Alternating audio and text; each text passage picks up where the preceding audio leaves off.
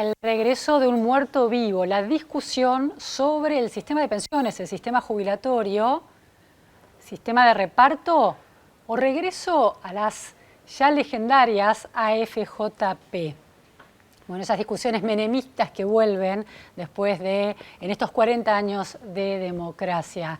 ¿Tuvo sentido estatizar las AFJP o generó otros problemas? El sistema de reparto argentino, ¿es un sistema Ponzi? El sistema y la discusión en Chile resuena en la Argentina de alguna manera interesante. De eso vamos a hablar hoy con un especialista en sistemas de pensión y en demografía. Me refiero a Rafael Rothman. Muchas gracias, Rafael, por estar en la repregunta. No, gracias por la invitación. Bueno, Rafael es el hombre indicado y una de las voces más autorizadas para analizar estos temas en profundidad. Les cuento algunos datos. Es doctor en demografía por la Universidad de California y economista por la Universidad de Buenos Aires. Y entre 2002 y 2020 en el Banco Mundial fue el especialista líder en protección social para América Latina y también lideró el programa en temas de desarrollo para Argentina, Paraguay y Uruguay. Y en los 90 fue el jefe de estudios de la superintendencia de AFJP en la Argentina, así que también podemos indagar e ir en profundidad con esa cuestión. Es autor de numerosos trabajos en el área y ha sido profesor en la Universidad de California en Berkeley, en la Universidad de Buenos Aires, en Ditela y en otras instituciones. Rafael, tema importantísimo y tema interesantísimo, ¿no? Vuelve esta discusión sobre la calidad del sistema de reparto argentino, si el sistema de reparto es efectivamente el mejor sistema o tiene que tener una pata al estilo de las AFP chilenas, que se discuten también, o de las AFJP en la Argentina. Principio, fijándonos en el sistema de reparto, los más críticos dicen que de alguna manera funciona como un sistema Ponzi, en el sentido de que necesita de una cadena de aportes y que si se corta esa cadena por una crisis económica, por una crisis en el mercado de trabajo, por un cambio en la demografía que hace que nazcan menos chicos, entonces los aportes dentro de 20 años pueden no ser tan cuantiosos como para sostener el sistema. Bueno, en esa idea la síntesis es: el sistema de reparto no es sostenible, es un sistema Ponzi. ¿Cómo lo ves en principio? A ver, me parece que es una visión, yo casi diría que un poco tramposa de la discusión. El sistema previsional, cualquiera sea, es una política pública. Y es una política pública que lo que busca es distribuir de alguna manera recursos, capacidad de consumo de la generación que está produciendo, que está activa, que está trabajando, a la generación que ya se retiró del mercado de trabajo. Capitalización, reparto no tiene importancia, son mecanismos, o sea, tiene mucha importancia, pero son mecanismos financieros para asegurar que los que ya se retiraron puedan comprar cosas que están produciendo los que están activos.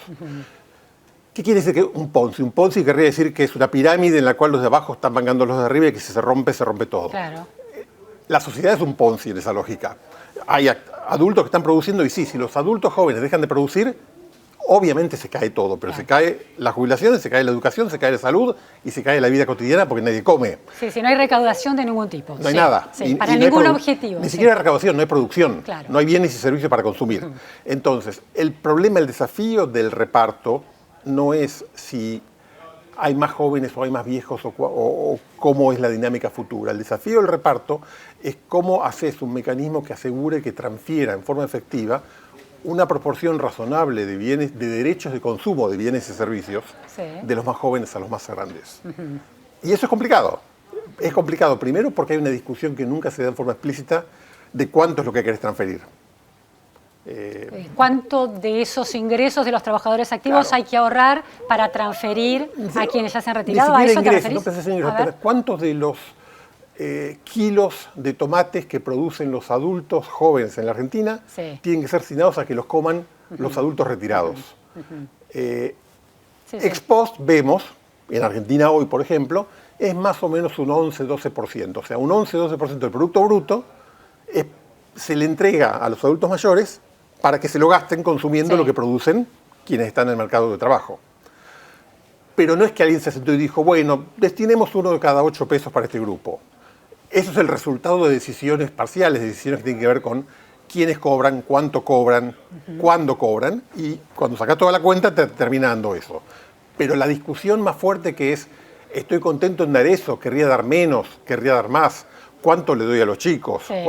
Esa discusión en general es muy difícil de dar porque es muy emocional, porque razonablemente quien está en la edad de adulto mayor dice, no me vengas ahora a discutir porque yo tengo que comer todos los días. Y porque yo aporté. Yo aporté Claro. y mi vida es esta, y si me la cambias, ¿qué hago? Claro. No tengo opciones. Claro, la discusión en Argentina también es que los 14 puntos del PBI que se destinan al sistema jubilatorio, a los adultos mayores, en realidad podría ser una parte transferida a los niños, que son los que tienen los mayores indicadores de pobreza, ¿no? Es una de las grandes discusiones que hay. Decisiones de las transferencias intergeneracionales, nosotros transferimos mucho más a los mayores que a los chicos. Claro. No hay un número correcto de cuánto corresponde, es una decisión política, es una decisión de la sociedad. Es una decisión política porque el adulto mayor vota y el niño no. En parte es eso, en parte es porque efectivamente el adulto mayor suele no tener otros recursos, mientras que el niño tiene padres que le financian una muy buena parte de su consumo. También es cierto que el gasto en niños no solo tiene un efecto social, sino que es inversión en capital humano que revierte en mayor crecimiento y mejor economía en el futuro. Entonces ahí hay un desafío de el gasto en niños es inversión y el gasto en adultos es más gasto puro, ¿no?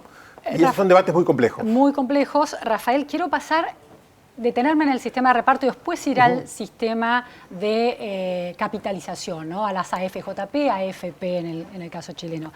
El problema o el mayor desafío del sistema de reparto es, hoy en la Argentina, la pirámide poblacional, el envejecimiento de la población.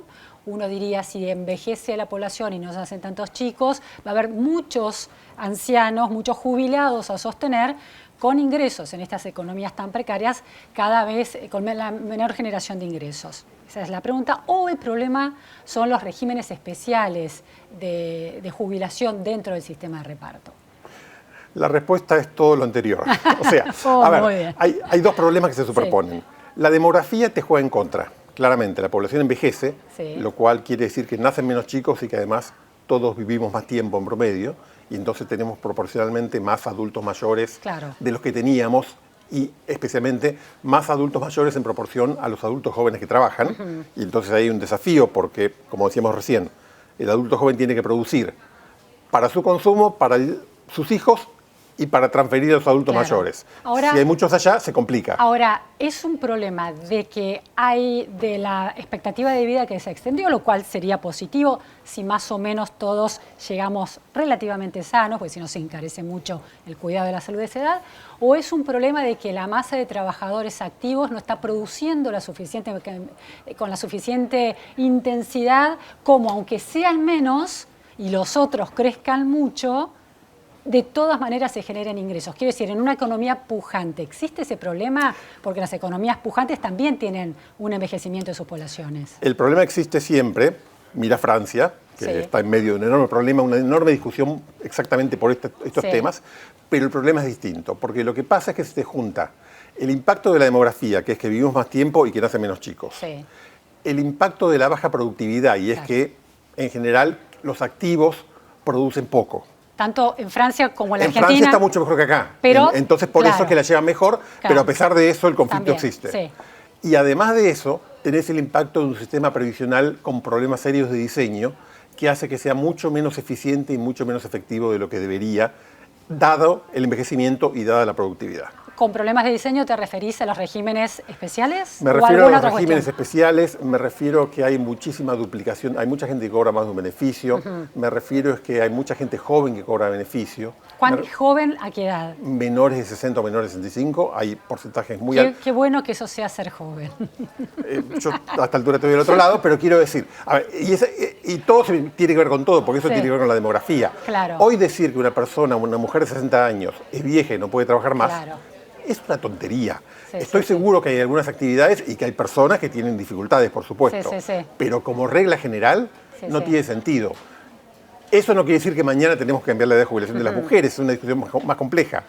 Pero tenemos que pensar que tenemos que tender a un modelo en el cual la gente trabaja durante más años a lo largo de la vida, simplemente porque tenemos la capacidad y tenemos la necesidad de hacerlo. Y la discusión, yo creo que la manera de encarar esa discusión es no pensar tanto en el 2023, pensar en el 2100. ¿Vamos a estar en el año 2100 cuando la expectativa de vida supere largamente los 90 años, jubilando a la gente a los 60, 65 años? Parece que es ridículo pensar eso. Y si eso es así, la discusión ya no es si vamos o no a aumentar a qué edad la gente se retira, sino cómo va a ser el proceso. Ahora, y cómo vamos a llegar ahí, ¿no? En un país como la Argentina, con un nivel de crisis, con una ciclotimia, ¿no? Con una especie, con el nivel de incertidumbre, el impacto que tiene en la psicología de las personas, en el físico de las personas, con trabajos extremadamente demandantes, pero muy mal pagos, la idea de una jubilación que se extienda en el tiempo suena, por lo menos en este contexto particular y en el mediano plazo, bueno, una carga pesada, ¿no? Para en los esta trabajadores. coyuntura es complejísimo Claro. siquiera plantearlo. Claro. Dicho eso, hay que ser conscientes de que la gente en general no se jubila el día que cumple los 60 o 65 años. La gente elige seguir trabajando. Claro. A veces un poquito, a veces mucho, a veces algo. O se jubila de su trabajo sostenido, pero pasa otro tipo de... Baja la intensidad, Claro, ese tipo de sí, cosas. Entonces, una reforma que hay que discutir con alguna urgencia no es decir, a partir de mañana subimos 5 años, ese tipo de cosas, Sí. pero sí empezar a generar más espacio y más incentivos para que el que quiera y el que pueda Claro. postergue. Flexibilidad en ese final de la carrera. Exactamente, porque sí. a ver, lo que estoy diciendo, lo importante no es tanto cambiar la edad normativa, la edad de jubilación mínima legal, sino cambiar la edad efectiva. Y si vos te querés jubilar un poquito antes, jubilate. Bien. Pero yo voy a hacer lo posible para convencerte de que te quedes. Y eso quiere decir que te convenga. Bien. Entonces, que si te quedas más años, cobras más, que no te complico la vida con incompatibilidades innecesarias para que puedas retirarte parcialmente y seguir produciendo al mismo tiempo otra cosa. Porque al final del día lo que nos interesa como sociedad es que el Producto Bruto Per cápita del país crezca. Claro. Si el Producto Bruto Per cápita del país crece, eso lo que quiere decir es que hay más bienes y servicios disponibles para que todos consumamos. La manera como eso crezca es que haya gente que trabaje Claro, y que esa gente sea lo más productiva posible. claro. Para que la gente trabaje tenés que conseguir que si está en condiciones de seguir trabajando no se jubile. Y que aquellos que están inactivos se activen. Cosa que en Argentina hay problemas serios en algunos sectores. Además de eso tenés que conseguir que sean mucho más productivos. Eso quiere decir más educación, más inversión, más tecnología. Cosas que no se arreglan el año que viene. Es un proceso, pero hay que empezarlo. Ahora, los regímenes que tienen que ver con el cuidado y la atención a niños que son muy demandantes, por ejemplo, la docencia. ¿Tiene sentido generar algún tipo de régimen especial o de sostener ese régimen, pero de otra manera? Ahí hay un problema grande, porque en Argentina, a ver, en el mundo suele haber regímenes especiales, diferenciales, retiros, se llaman de distintas Sí. maneras, son excepciones a la regla general. El lío es que en Argentina tenemos más de 200 de esos regímenes de excepción. Cerca del 40% de los beneficios son por alguna excepción. O sea, las excepciones son muy poco excepcionales. Son casi la regla. Son casi la regla. Sí, sí. Y cuando vas uno por uno, cada uno tiene su argumento. El minero que trabaja en el socavón con Claro. hollín, es fácil el argumento. Sí, sí. La docente que estuvo al frente del aula y su garganta está destruida, ahí tenés el argumento. Sí. El juez, que es más raro, pero el juez que te dice no, hay que darle una jubilación porque eso le da incentivos a no sé qué, tiene un argumento. Sí, menos Nadie- pareciera. Sí, pareciera Algunos son un más débiles que privilegio, otros. sí. Cuando llegás a los bailarines del Teatro Colón, Sí. el argumento se debilita mucho, digo. Porque podrían transformar esa tarea Claro. en alguna otra. Hay algunos que Claro. son muy frágiles y otros que son mejores. Ahora, en general, es muy claro que estamos en un absoluto exceso de contemplación de este tipo de cosas. ¿Cuánto representan las jubilaciones, los regímenes especiales más cuestionables y arbitrarios dentro, qué porcentaje representan dentro de la masa total de Un jubilación? poco más de la mitad. En plata es un poquito más de la mitad. O sea, del 14% que se aplica a jubilaciones... Hoy es cerca de un 12 y casi un 6 y pico, 7% es regímenes de excepción. Regímenes de excepción representan el 7%. Si uno los transformara en regímenes normales, ¿a cuánto se reduce? No sería la eliminación del 7%, sino... Sí, a ver, primero una aclaración por las dudas, Sí. para que claro, no se puede ni legal, ni política, ni socialmente transformar lo que ya está, quiero decir. Claro, no esto a futuro. estoy Hacia pensando. adelante, Sí, ¿no? sí, Y sí. una vez que se estabiliza un nuevo modelo, que es Sí. dentro de 20, 30 Sí, años, sí, sí. a valores de hoy equivale a probablemente 3 puntos del producto, algo por el Es decir, estilo. con un recambio y una racionalización del sistema se ahorrarían 3 puntos de producto, que es te da un enorme margen para mejorar muchas cosas por dentro ejemplo, del sistema. Transferírselo a los niños. O bien mejorar la educación, qué sé yo. Claro. O gastar menos, no lo que fuera. Rafael, mucho debate hubo por la decisión del ministro de Economía, Sergio Massa, de acudir a los fondos que se heredaron de las AFJP, que se llaman Fondos de Sustentabilidad. Fondo de Garantía de Sustentabilidad. Fondos de Garantía de Sustentabilidad. Bueno, el tema si ese monto de dinero que ronda los 50.000 millones de dólares en títulos en títulos en acciones, en otro tipo de cosas, corresponde, ¿cuál es el destino de eso?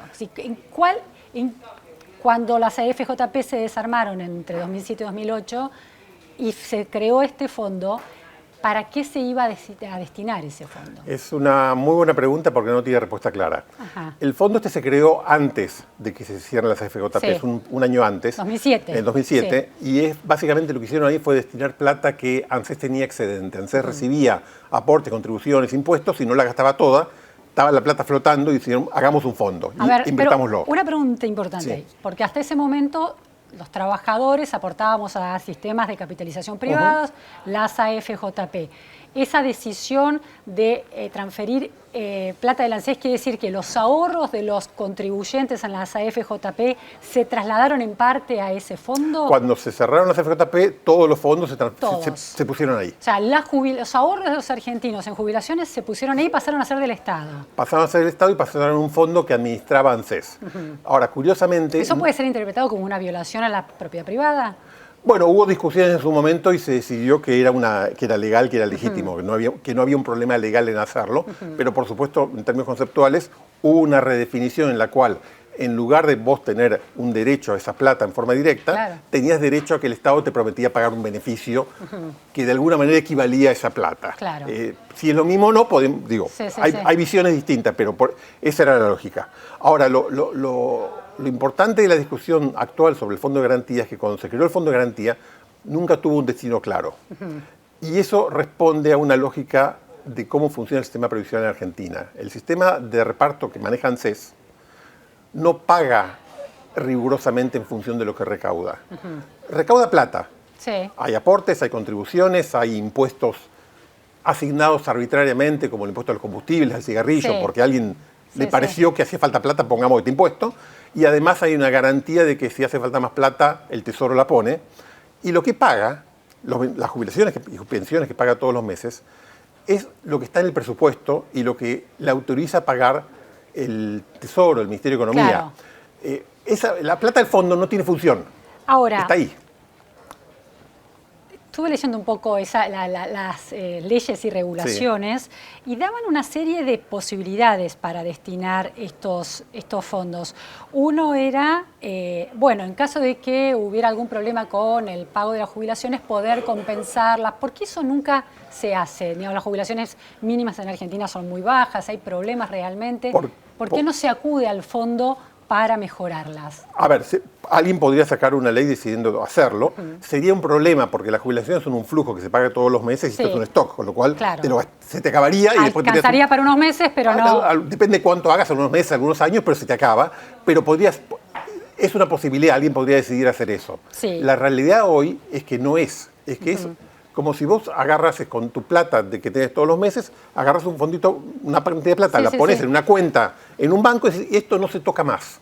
Vi esta evolución de ese fondo. En 2017 tenía 63.000 millones de dólares a valores de ese momento, ¿no? Entre 2018 y 2019 se bajaron por la disparada del dólar y también porque se usaron para la reparación histórica, ¿no? Para cubrir... No se usó para... La ley de reparación histórica previó que se pudiera usar, pero nunca se usó. Bien. Y para el pago de haberes corrientes, tampoco era en ese momento. Entonces, sí, por la disparada del dólar bajó. Los cambios que ven, los grafiquitos que circulan con cambios de evaluación, todo tiene que ver con evaluación financiera y tipo de cambio. O sea, no es cambio real. Y en enero de este año está más o menos en 56.400 millones de dólares. Porque el tipo de cambio está retrasado y entonces da mucha plata. Está bien, entonces es una variación del tipo de cambio, de la macroeconomía y el peso del tipo de cambio. Que no es real, digo, si lo querés convertir en plata real no podrías. Porque estaba evaluado técnicamente, no estaba evaluado a valor de mercado. Claro, entiendo. No le pagarían el dólar que si ANSES quiere vender eso, no va a sacar esa plata. Claro, bien. Eso es una aclaración importante. Ahora, nació de alguna manera de lo que uno podría llamar un crimen original, que el Estado estatizó ahorros privados, ¿no? Podría ser una manera de verlo. Sí. ¿No? Bueno, si es un fondo y está ahí, podríamos decir, bueno, ya que se hizo eso, que se use genuinamente. Que se use para obra pública, porque la veíamos a Fernanda Raberta hace poco mostrando un desarrollo vial, una ruta, una autopista, y aclara que es con esos fondos. ¿Eso es un uso fidedigno, es un uso virtuoso, o en realidad esos fondos deberían estar invertidos en distintos instrumentos? Tiene acciones, por ejemplo, del grupo, está invertido en acciones del Grupo Techin, de Telefónica, etcétera, o de otras empresas. ¿Es mejor invertirlo y ponerlo a rendir para preservar ese monto en caso de que efectivamente haya alguna necesidad? ¿Cuál sería un uso virtuoso de ese fondo? A ver, primero... Porque ahora se va a usar para cubrir los agujeros que tiene la macroeconomía, ¿no? Sí, para ser claro con esto, el 80 y pico % del fondo son títulos públicos. Sí. O sea, es... Al final del día, de alguna manera. Un préstamo del Estado al Estado, claro, ¿no? Sí. O sea, es casi un asiento contable, en algún sentido. Un préstamo del Estado al Estado basado en un dinero que era de los privados. Pero que no lo es más, con lo cual ahora termina siendo una especie de asiento contable. Que es siempre controversial cómo lo medís, cuán importante es. Digo, ANSES entra automáticamente en cualquier propuesta de canje o de reestructuración porque es el Estado, no lo duda. Entonces ahí hay algo raro.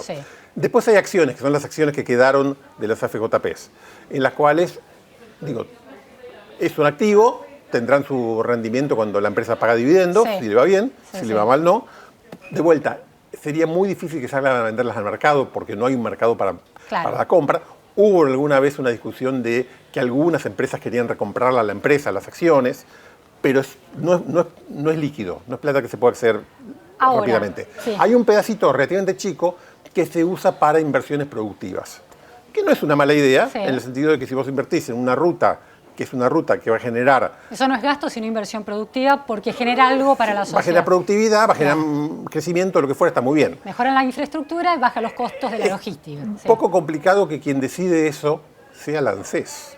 Claro. Porque, digo, ANSES es una mega institución muy efectiva para muchas cosas, pero no parece que sea el lugar donde hay que decidir una política de inversión para el desarrollo. Claro. Entonces, a lo mejor quien tendría que decidir eso cuando haga falta sea alguien en el área de producción, alguien en el área de un banco de desarrollo. Ahí hay algo raro que en algún momento hay que ordenar, ¿no? Ese sistema futuro que hay que reorganizar, el de reparto, debería combinarse nuevamente con alguna dimensión de un sistema de capitalización privada, porque en la Argentina, con las deudas que ha generado el Estado en los últimos 40 años, los argentinos son cada vez más reticentes a entregar sus aportes personales a un Estado que no ha sabido administrarlos, que se ha duplicado ¿no? desde los últimos 20 años, pero que cada vez se entrega menos bienes y servicios de calidad, por ejemplo, jubilaciones. Entonces, ¿tendría sentido sistema de reparto combinado con un sistema de capitalización de alguna manera, al modo en que se está planteando la reforma del sistema previsional chileno? A ver, yo creo que lo que tiene sentido en Argentina, y más que sentido es fundamental lograrlo, es que avancemos hacia un modelo en el cual el sistema previsional, que es público y va a seguir siendo público, y hay poco margen para discutir otra cosa, no sea la única fuente de ingresos para la población retirada. Público, es decir, de reparto basado en la solidaridad de los aportes. Puedes modificar algunas cositas, pero va a ser siempre alrededor de eso. Lo que hace falta es que haya mucho más ahorro individual. Lo que hace falta es lograr que la gente no espere que todo su consumo dependa de la jubilación.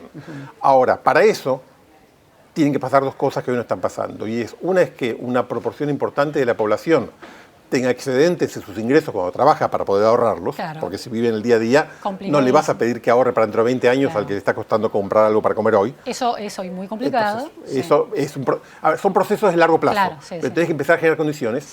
Y lo otro que tenés que generar, que hoy no existe, es un mercado financiero creíble en el cual ese excedente que lograste producir, lo pongas ahí y estés tranquilo que dentro de 20 años va a estar. Cosa que hoy nosotros no le creemos a nadie. Claro, ahora ahí hay una cuestión de un círculo vicioso, ¿no? He entrevistado a especialistas, economistas y especialistas en sistemas de pensión de Chile, de un lado y del otro del espectro ideológico, ¿no? Quienes defienden las AFJP plantean que eso permitió construir un mercado de capitales doméstico en Chile que, por ejemplo, hizo que los jubilados pudieran sacar créditos hipotecarios a 30 años con tasas de interés del 3%. ¿No? Entonces, defienden por ese lado. En unidades de fomento, no en pesos, ¿no? Sí, en las unidades que corresponde ser medidas. En UVA para la versión argentina. Bien. Porque acá también tenemos eso, digo. Sí, bueno, pero eso es muy sostenible, ¿no? Digo, en la Argentina es muy difícil acceder a eso. En Argentina el problema fue la inflación. El mercado hipotecario se estaba desarrollando y la inflación lo rompió de nuevamente. La otra cuestión, quienes hacen una crítica de las y otra cuestión de los que están a favor, dicen que se generaron a través de ese sistema de capitalización privada en 30 años de ese sistema o más, de los 300.000 millones de dólares que había, sobre todo en la pandemia, 100.000 tenía que ver con los aportes de los chilenos y 200.000 fueron por el rendimiento de esas inversiones.